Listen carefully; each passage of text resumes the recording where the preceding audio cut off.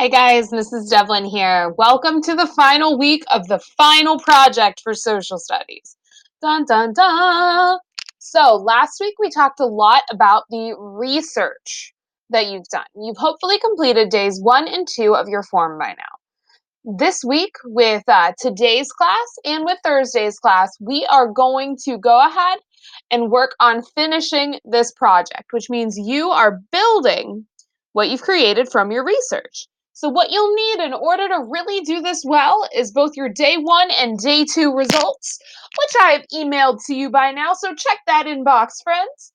If you have a response from me, I've emailed you a hard copy of your results.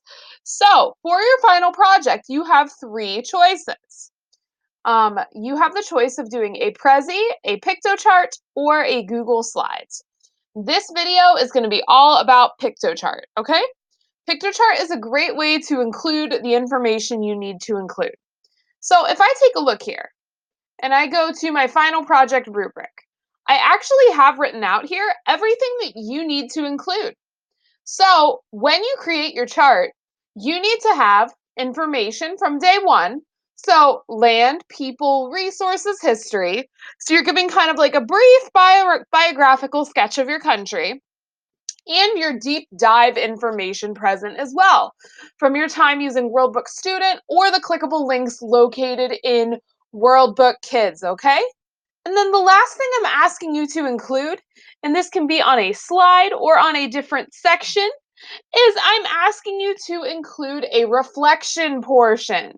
So that just means I want you to tell me how this country is different from America and how this country is similar to America, okay? We're just looking at how the world maybe isn't so strange if we look at it. So this, like I said, guys, this video is all about Piktochart. And Piktochart's really neat because it's a really easy infographic maker. So all you got to do is go ahead and hit the sign up button. You can sign in with Google. So just go ahead and click that. And it should get you right where you need to be. Bam! As you guys can see, I've already used Piktochart a few times before. What you're going to do is you're going to go ahead and create new. So click create new. And you'll see you have some options here. You have infographic, you have presentation, you have printable. Let's see what else we have. Those 3. So what I would choose here, because we're kind of looking at a poster or an infographic, is I would choose infographic or printable. I don't have much experience with the presentation option, but you're welcome to give it a shot if you would like. So if I go ahead and I click on printable, it gives me some options. There are templates, but what I really recommend you use is a blank one. So you can click create a new poster here, and then you have a bunch of space to work with. Here's how Piktochart works. All of these tabs on the left-hand side here control what you put on it. So if I'm making a background for this Piktochart, maybe I want to make it a color because it might be really hard to see if I choose stripes or something like that. Let's make it yellow. So I've made my background. One thing you'll probably need to do with your poster is give it a title. So let's pretend here that I am working on a poster on Ghana, okay? That I am working on a poster on Ghana. So what I would do is I would just go around and play with that. As you can see, it says I have an extra little piece on here that says check out our amazing templates and get a head start.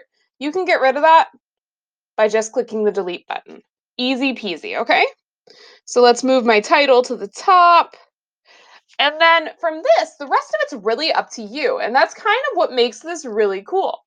You have the option for graphics. So you can go ahead and put in shapes to maybe outline information. So if I wanted to highlight something, I could go ahead and put it here. And then I could do text and use body text. The national team for Ghana soccer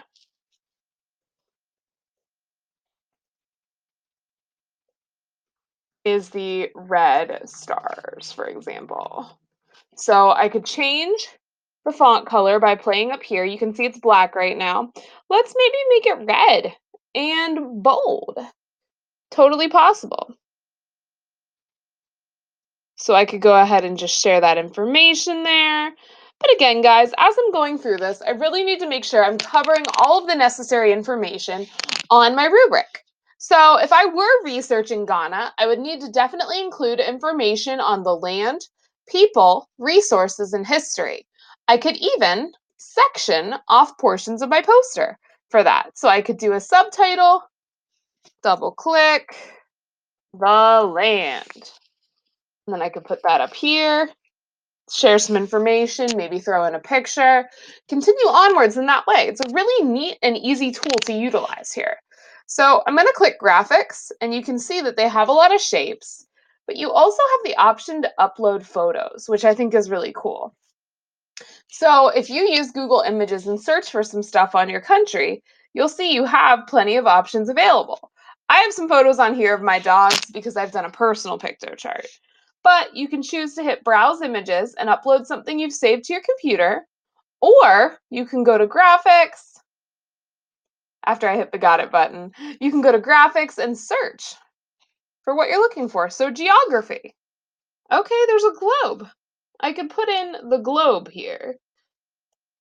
So it's pretty easy to use, pretty easy to manipulate, but here's how you save it when you're finished, okay?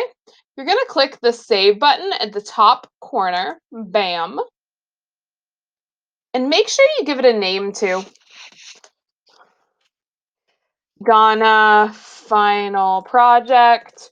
And because Mrs. Devlin has like 68 of you guys, real talk, I have like 70 of you, go ahead and just put your last name on it too. So I've renamed my project here. And then to finish this, what I can do is I can download it to my computer. So make sure you've done PNG, medium, download as blocks, bam, download it.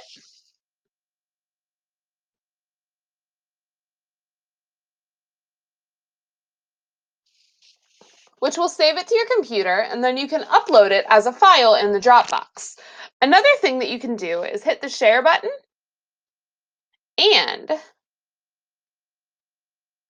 click OK, and you actually have a link, which makes it super easy. So you can just go ahead and grab that link and paste it in the box that I have available for you as well in the lesson. So those are two really easy ways to share your Piktochart. If you guys have any questions on how to navigate this method of creating for your activity, let me know. And don't forget, guys, make sure you're including everything you need to include on the final project rubric, okay? You got this. Good luck.